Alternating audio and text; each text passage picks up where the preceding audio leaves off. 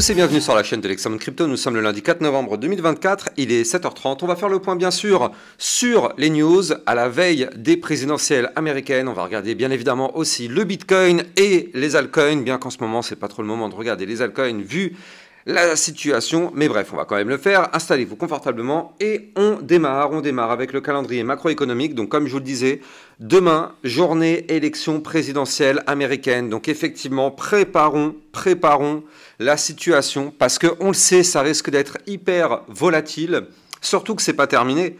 On aura par la suite le jeudi, donc c'est-à-dire 2 jours après les élections présidentielles, les inscriptions hebdo au chômage, la décision de la Fed sur les taux d'intérêt. Regardez ça, on s'attend à une baisse des taux. On s'attend à une baisse des taux jeudi, donc ça aussi, c'est extrêmement important à noter. Puis on aura un communiqué du FOMC, donc avec notre ami Jérôme Powell, et la conférence de presse du FOMC. Donc voilà, ça risque d'être très intéressant mardi, jeudi. Et franchement, ouais, ça risque d'être une semaine ultra volatile. Donc on va devoir surveiller ça et préparer les niveaux clés. Allez, on jette un coup d'œil d'abord aux news. Alors hier matin, on a fait dans le club LexaRocket la crypto suit. On a vu par la suite que le coût moyen d'un Bitcoin pour tous les mineurs cotés en bourse est désormais de 49 500 $. Le dernier rapport de CoinShares montre que sur la base des données sur les coûts de trésorerie du deuxième trimestre, le coût moyen de production d'un Bitcoin est de 49 500. Si l'amortissement et la rémunération en actions sont inclus, ce coût moyen passera à 96 100 $. Donc ça fait effectivement un gros paquet à prendre en compte, le coût de l'électricité, les dépenses non monétaires, les impôts, les charges d'intérêt, l'amortissement des machines et la recherche. Donc pour commencer à effectivement devenir vraiment intéressant, eh bien ce coût passera à 96 100 $. Donc là en tout cas voilà, ça fait quand même une belle hausse. Donc on verra bien ce qui va se passer par la suite. Du côté du club LexaRocket, on a vu aussi la crypto Fetch. Donc là, je rappelle, dans le club LexaRocket, ça vous permet d'avoir des vidéos d'analyse régulières par rapport à vos altcoins et surtout, ça vous permet d'avoir des potentielles vidéos, pépites en vidéo. Donc n'hésitez pas, si vous voulez rejoindre le club LexaRocket, vous avez bien sûr le lien en description de cette vidéo. Ça c'était marrant, Crypto Détente qui nous pousse que des cartes Solana ont été vues dans les rayons d'un magasin suisse, regardez ça. C'est-à-dire que là, avec ça, ça permet de, je sais pas, c'est comme une carte cadeau de 20 €, 50 €, je sais pas trop, là, a priori je vois 50, donc ça doit être une carte cadeau de 50 €. Donc peut-être c'est quand 50 € à envoyer sur du Solana, c'est quand même assez ouf, normalement c'est sur du Bitcoin qu'on voit ça, sur du Solana je l'avais jamais vu, mais très intéressant. On a Brian Armstrong, qui est le CEO de Coinbase, qui affirme que la plateforme ne facture aucun frais de listing. Mais André Cronje, qui est le fondateur de Phantom, soutient que Coinbase aurait réclamé 300 millions de dollars pour lister le Phantom, malgré une dernière offre à 60 millions, tandis que Binance n'aurait rien demandé. Donc là, il y a un petit litige entre les deux, donc on verra bien ce que ça va donner sur la durée. Crypto Détente qui nous pousse un graphique très intéressant. Les personnalités de l'écosystème crypto partagent leurs prédictions sur le prix du futur du Bitcoin. Et donc regardez ça, c'est intéressant. Alors il faut bien lire le graphique, il ne faut pas regarder que le prix, il faut aussi regarder sur la durée. Donc on voit en haut les prix, donc on voit que Michael Thaler, lui, il voit un Bitcoin à 13 millions de dollars en 2045. On voit aussi donc, que Cathie Wood, elle voit 1 million de dollars en 2030. Donc dites-moi ce que vous en pensez, dites-moi pour vous lequel est le plus proche de la réalité. Moi, j'aurais tendance à dire Peter Brandt, 135 000 $ en septembre 2025, c'est-à-dire dans un an, ça pourrait sembler quand même assez réaliste. Les autres, ça me semble quand même un peu gros pour les années à venir. Regardez ça, 750 000 $ en 2026, 500 $ en 2028, enfin 500 000, 400 000 $ en 2026, ouais c'est ça. Donc ça semble quand même assez élevé. Donc bon, dites-moi en commentaire ce que vous en pensez et quelle est votre prédiction qui vous semble la plus réaliste. Allez. On a Crypto Détente qui nous pousse toujours que Donald Trump affirme que le Bitcoin n'est pas une menace pour le dollar, c'est le comportement actuel du gouvernement américain qui met réellement le dollar en danger. Donc hier, je vous avais fait part aussi sur mon Twitter d'un potentiel marteau. Vous le voyez sur le Bitcoin, vous le savez, normalement le marteau, c'est une bougie qui est censée être plutôt bullish. On va regarder ensemble si ce marteau c'est validé ou pas là juste après. Donc suspense, on verra ensemble ce qui va se passer. Allez, on démarre l'analyse technique, mais avant ça, je rappelle bien sûr à tout le monde que tout ce que je vais dire dans cette vidéo n'est en aucun cas un conseil financier, c'est à vous de faire vos propres recherches, et n'oubliez pas que le trading de crypto comporte des risques de perte partielle ou majeure. D'ailleurs, je reviens tout de suite sur Twitter en vous disant aussi, n'hésitez pas à venir me rejoindre sur Twitter, vous avez bien sûr le lien en description de cette vidéo. Alors, Du côté de notre Bitcoin, alors on va regarder la vue hebdomadaire bien sûr, vu qu'on a clôturé la semaine, et on va regarder aussi la vue jour. Alors on démarre directement avec la vue hebdomadaire, et comme vous pouvez le voir, malheureusement, on a fait une clôture hebdomadaire sous la résistance des 69 005 $. Donc ça veut dire quoi? Ça veut dire que là, c'était un pic, une mèche pour aller chercher un maximum de liquidité au nord. Mais vous le voyez, malheureusement, on a clôturé sous la résistance. Donc ça, c'est pas forcément bon signe dans le sens où on n'a pas cassé une résistance. Maintenant, ce qui est bien, c'est qu'on a fait quand même une clôture proche de la résistance. C'est pas comme si on avait clôturé ici. On est quand même resté quasiment collé à la résistance. Donc bon, c'est d'ailleurs pour ça que ça nous permet actuellement de revenir retester cette résistance, parce qu'on a clôturé juste en dessous. Donc là, actuellement, on est de nouveau en train de revenir retester ces 69 005. Donc pour l'instant, voilà, vous le voyez tout de suite, hein, on va aller chercher, on se fait rejeter. Voilà, comme ça c'est clair.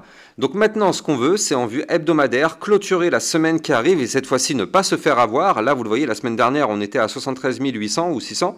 Sauf qu'au final, on n'a fait aucune clôture au-dessus en vue hebdomadaire. Donc là, on est en vue semaine. Donc pour valider tout ça, il faut une clôture semaine. Donc là, tant qu'on ne clôture pas une vue semaine au-dessus des 69 005, voire même 70 210, et surtout ici, le haut du range à 71 932, malheureusement, nous sommes toujours à l'intérieur de ce range sur le Bitcoin. Et donc on est bloqué. Bon là, on va voir, parce qu'on le sait, c'est une semaine vraiment un petit peu différente des autres, avec les élections américaines, plus la baisse des taux qui devrait arriver du côté de la Fed. Donc affaire à surveiller de très très près cette semaine. Donc ça risque de faire pas mal bouger les choses, alors que ce soit la hausse ou la baisse, hein, on n'a pas de boule de cristal. Tout ce qu'on sait, c'est que là, cette semaine, ça risque d'être assez explosif. Donc là, on est quand même collé à la résistance, donc on espère péter cette résistance et péter ce range par le haut pour cette fois-ci partir chercher l'ATH et partir pourquoi pas en price discovery. Je rappelle que ce sont des zones jamais atteintes. Donc là, du côté du Bitcoin en vue hebdomadaire, ceci dit, on est toujours très bullish. Hein, quand on regarde la courbe, on est toujours sur des points bas de plus en plus haut. On est toujours à 2 doigts de casser quand même les résistances. Du côté du RSI, on est très très bien à 60. Bon, il y a encore de la marge hein, pour arriver aux vraies zones de retracement. Et du côté du momentum MACD, on est dans un momentum bull. Donc pour l'instant, tout va bien, surtout qu'on est en vue long terme au-dessus de la ligne de tendance baissière qu'on avait breaké il y a quelques semaines, vous le voyez ici. Donc tant qu'on est au-dessus de ce trait bleu, pour l'instant, pas de problème particulier, tout va bien long terme. Maintenant, mettons-nous un peu plus court terme. Donc là, je suis passé, enfin plutôt moyen terme, je suis passé en vue jour. Et donc tout de suite, la première chose qu'on voit, c'est que, effectivement, hier, malheureusement, on a cassé la résistance le support des 69 005. Donc maintenant, ça se transforme en résistance. Et donc malheureusement, on n'a pas fait le marteau dans le sens où en fait, si c'est un marteau, disons que le chandelier ressemble à un marteau, mais sous résistance, moi personnellement, j'y crois pas. Voilà, comme ça.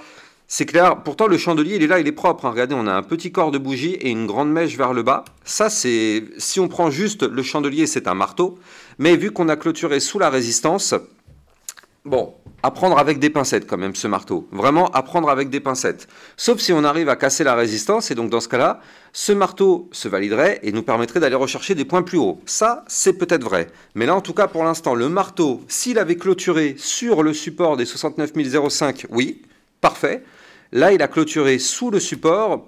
Attention quand même, attention danger. Ce qui est bien, c'est qu'on voit que la semaine dernière, et d'ailleurs, surtout hier, hein, on est venu chercher le bas du canal ascendant. Je vous en avais parlé de ce canal. Pour l'instant, ça tient, comme vous pouvez le voir. Hein. Donc, tant que ce canal ascendant il tient, eh bien, on rebondit dessus. Et derrière, qu'est-ce qui se passe? Soit on casse ce canal, et vous l'avez compris, malheureusement, signal de vente, on chute. Soit on rebondit sur ce bas de canal, comme ce qu'on a l'air d'avoir fait. On va chercher les résistances. Si on casse les résistances, on reprend de la force. Donc là, en termes de résistance, on a les 69 005. On aura le haut du range à 69 933. On aura ici une résistance juste au-dessus à 70 210, avant d'aller chercher les derniers plus hauts. Donc ici à 72 744 et la résistance qui nous a déjà fait très très mal à 73 181 $ ici. Donc pour l'instant, tant qu'on est dans ce canal ascendant, ne mettons pas en avant le scénario baissier, étant donné qu'on est toujours haussier dans ce canal. Par contre, il faut juste garder en tête tout de même que là, si on casse ce canal ascendant par le bas, vous l'avez compris, ce serait pour aller chercher des points plus bas. Et donc les points plus bas, c'est les 66 956 et les 66 074. Mais pour l'instant, ne parlons pas trop de ce scénario, étant donné qu'on est toujours dans le canal. Donc tant qu'on est dans le canal, trend is your friend. Donc là, on peut rebondir sur le bas du canal et on est dans une tendance haussière toujours. Donc tant qu'on ne casse pas le bas du canal, on peut continuer effectivement d'aller chercher, pourquoi pas, des points plus hauts. On voit d'ailleurs qu'on est revenu retester le ruban de moyenne mobile sur notre Bitcoin. Vous le voyez, hein, on est passé au-dessus du ruban ici le 11 octobre. Et depuis le 11 octobre, ça y est, on est haussier effectivement. Et là, on est revenu retester le haut du ruban. On est toujours haussier. Pas de souci particulier pour le moment, en tout cas sur le Bitcoin, malgré le retracement qu'on a connu. Hein. Mais bon, nous de toute façon sur ma chaîne YouTube, on l'avait largement anticipé, donc on n'est pas surpris, même si le Bitcoin il a chuté quand même assez fort. Aucune surprise sur la chaîne Nexamount Crypto. Donc n'hésitez pas à vous abonner à ma chaîne YouTube, vous aussi, comme ça vous êtes sûr et certain de ne rien rater et d'être au bon endroit. Et vous le savez, c'est une chaîne YouTube sur laquelle on met en avant la prudence. On a déjà vécu un bull run, on a déjà vécu un bear market, on va peut-être vivre un autre bull run. Donc effectivement, on sait comment ça se passe, donc la prudence, vous savez, en crypto-monnaie, c'est la règle d'or. Donc au moins sur cette chaîne YouTube, vous êtes sûr et certain de ne pas vous faire FOMO avec des x10, x100 ou je ne sais quoi. Vous êtes au bon endroit, au bon moment. N'hésitez pas à vous abonner à la chaîne YouTube. Allez, on va regarder justement donc quelques petites altcoins. Donc on va déjà jeter un coup d'œil bien évidemment sur l'Ethereum. Ça vous le savez, l'Ethereum, on ne peut pas y couper, c'est trop important de l'analyser. Donc là du côté de l'Ethereum, malheureusement hier vous le voyez, on a cassé la trendline haussière, c'est pas forcément bon signe. Donc là hier on a cassé ici la zone des 2473. Ce qui se passe c'est qu'on a chuté, vous le voyez, on a fait des mèches pour aller chercher le dernier point bas et ça a tenu, heureusement. Heureusement que le dernier point bas il tient à 2438 $. Tant que ce point bas il tient, dans ce cas-là, ça nous permet d'avoir une potentielle remontada en formant ici un potentiel double bottom. Attention, si ce dernier point bas ne tient pas, ça nous formerait un premier top, deuxième top. Je rappelle que ça c'est baissier et ça pourrait nous projeter directement ici en bas de range à 2220 $. Donc là, ce qu'il faut, c'est absolument repasser au-dessus de la ligne de tendance haussière qu'on a breaké hier et récupérer ici déjà une partie du ruban de moyenne mobile, récupérer le milieu des bandes de Bollinger, récupérer la résistance des 2555 $. Et si on fait ça, alors oui, effectivement, on pourrait avoir potentiellement un début de configuration double bottom pour pourquoi pas se relancer. On n'y est pas encore, mais regardez ça, on va se mettre une alerte déjà tout de suite sur l'Ethereum, comme ça au moins on est sûr de ne pas rater le mouvement s'il vient à se préparer. Allez, on va jeter un coup d'œil aussi du côté d'autres altcoins. Donc on va jeter un coup d'œil sur la crypto Chainlink, qui était plutôt bien partie, on va pas se mentir, il y a quelques jours. Hop, elle était pas mal, comme tout, hein, de toute façon, il y a eu un gros rejet. Regardez, c'est dommage, hein. On a eu ici une belle touchette sur le haut du range avec des bandes de Bollinger resserrées. On aurait pu avoir une belle explosion haussière. Malheureusement, le Bitcoin a décidé de chuter. Or, vous le savez, tant que le Bitcoin chute, malheureusement, tout le marché crypto chute avec lui. Donc là, le link, il a été rejeté au millimètre près par la zone de résistance que je vous avais donnée, hein, ici à 12,40. Comme vous pouvez le voir, on est venu chercher ces chirurgicales, rejet par le haut du range, boum, signal de vente, on chute et on a été chercher les derniers points bas ici à 10,53, zone de support à ne pas breaker. Si on pète ce support, vous l'avez compris, ce serait pour aller chercher le bas du range à 9,48 et pourquoi pas tenter un rebond dessus pour retourner dans les semaines à venir, chercher le haut du range. Donc soyons extrêmement prudents du côté de la crypto Chainlink. Si vous avez kiffé la vidéo, n'oubliez pas de vous abonner à la chaîne YouTube, liker, commenter, partager au maximum. Et moi, j'ai plus qu'à vous souhaiter une bonne journée. Je vous dis à plus tard. Ciao, ciao!